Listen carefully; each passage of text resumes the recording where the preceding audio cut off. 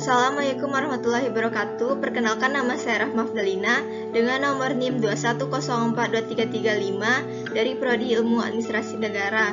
Pada video kali ini saya akan mempresentasikan materi yang berjudul SIM dan Konsep Competitive Advantage. Penjelasan materi yang pertama yaitu mengenai sistem informasi manajemen bagi pelayanan publik. Setiap kantor pemerintahan harus mampu mengidentifikasi operasi-operasi atau aktivitas terkait dengan aspek penting lingkungan sejalan dengan kebijakan, tujuan, serta sasaran. Selain itu, organisasi pemerintahan juga harus mampu merencanakan serta mengendalikan operasi-operasi tersebut.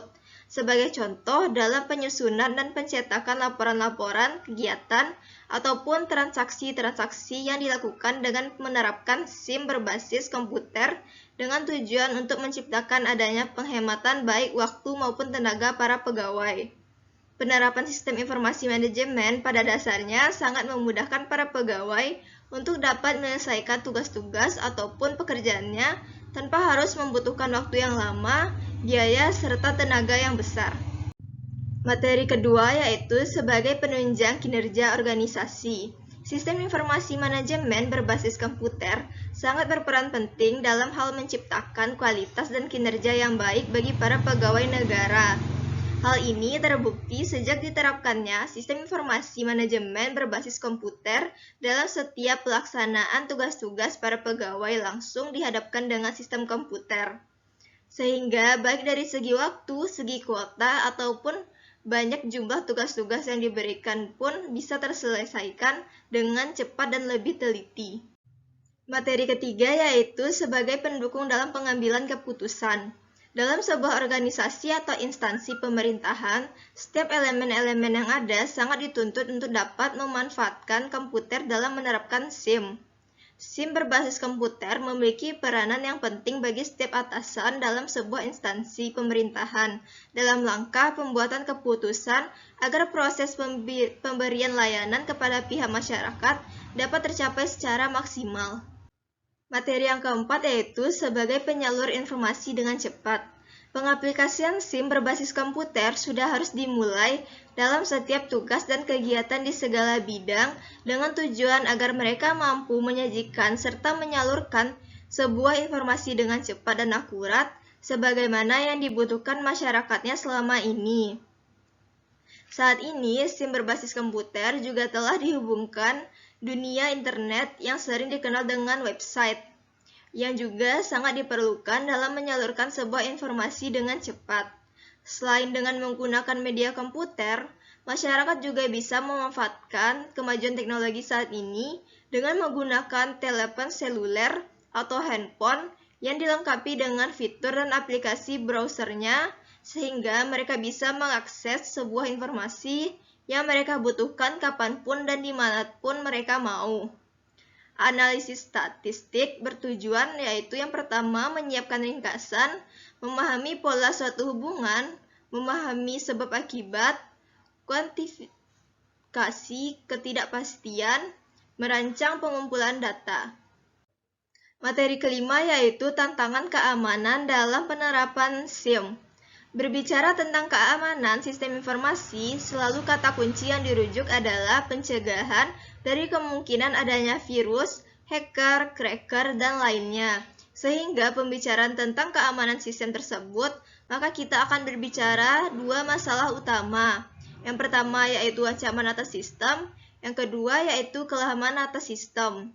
Masalah tersebut pada gilirannya berdampak kepada 6 hal utama dalam sistem informasi, yaitu efektivitas, efisiensi, kerahasiaan, integritas, keberadaan, kepatuhan, dan keandalan. Adapun kriteria yang perlu diperhatikan dalam masalah keamanan sistem informasi membutuhkan 10 domain keamanan yang perlu diperhatikan. Yang pertama yaitu akses kontrol sistem yang digunakan, yang kedua telekomunikasi dan jaringan yang dipakai, yang ketiga manajemen praktis yang dipakai, yang keempat pengembangan sistem aplikasi yang digunakan, yang kelima kriptografi yang diterapkan, yang keenam arsitektur dari sistem informasi yang diterapkan, yang ketujuh pengoperasian yang ada, yang ke-8 business continuity plan dan disaster recovery plan. Yang kesembilan, kebutuhan hukum, bentuk investigasi, dan kode etik yang diterapkan. Dan yang ke-10, tata letak fisik dari sistem yang ada. Materi yang ke-6 yaitu ancaman. Ancaman adalah aksi yang sering terjadi dari sistem maupun dari luar sistem yang dapat mengganggu keseimbangan sistem informasi. Ancaman yang mungkin timbul dari kegiatan pengolahan informasi berasal dari 3 hal utama. Yang pertama, ancaman alam yang dapat dibagi menjadi 3, yaitu ancaman air seperti banjir, tsunami, intrusi air laut, kelembapan tinggi, badai, dan pencairan salju. Ancaman tanah seperti longsor, gempa bumi, gunung meletus, dan ancaman alam seperti kebakaran hutan, petir, tornado, dan angin badai. Yang kedua yaitu ancaman manusia, seperti Malicose Code, virus, logic bombs, Trojan horse, worm, active contents, countermeasure, social engineering, hacking, cracking, akses ke sistem oleh orang yang tidak berhak, DDoS, backdoor, kriminal, pencurian, penipuan, penyuapan, pengkopian tanpa izin, perusakan, teroris, peledakan, surat kaleng, perang informasi, dan perusakan. Yang ketiga yaitu ancaman lingkungan. Dapat seperti penurunan ketegangan listrik atau kenaikan tegangan listrik secara tiba-tiba dan dalam jangka waktu yang cukup lama. Yang kedua yaitu polusi. Yang ketiga efek bahan kimia seperti semprotan obat pembunuh serangga, semprotan anti api, dan lain sebagainya. Dan yang terakhir yaitu kebocoran seperti AC atau bocor seperti saat hujan. Materi ketujuh yaitu kelemahan.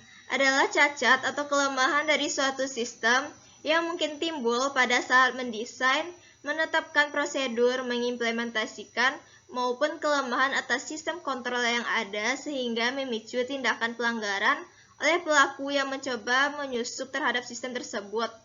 Cacat sistem bisa terjadi pada prosedur, peralatan, maupun perangkat lunak yang dimiliki. Contoh yang mungkin terjadi seperti setting firewall yang membuka telnet sehingga dapat diakses dari luar, atau setting VPN yang tidak diikuti oleh penerapan Kerberos atau NAT. Materi yang terakhir yaitu virus. Virus komputer adalah program yang mengganggu sistem kerja komputer sehingga dapat menyebabkan komputer sering ngehang, lelet, blue screen, bahkan sampai untuk mengatasinya kita harus melakukan install ulang komputer. Macam-macam virus diantaranya virus Compler, virus BeagleBC, virus file, virus system, virus boot sector, virus dropper, virus script atau batch, virus companion, virus polymorphic, virus makro, virus stealth, ROM, virus hybrid, Trojan horse, backdoor, Alnica, dan Trojan di Linux. Baiklah, sekian presentasi saya dengan materi yang berjudul SIM dan konsep competitive advantage. Mohon maaf apabila ada kesalahan kata. Wabillahi taufiq wal hidayah. Assalamualaikum warahmatullahi wabarakatuh.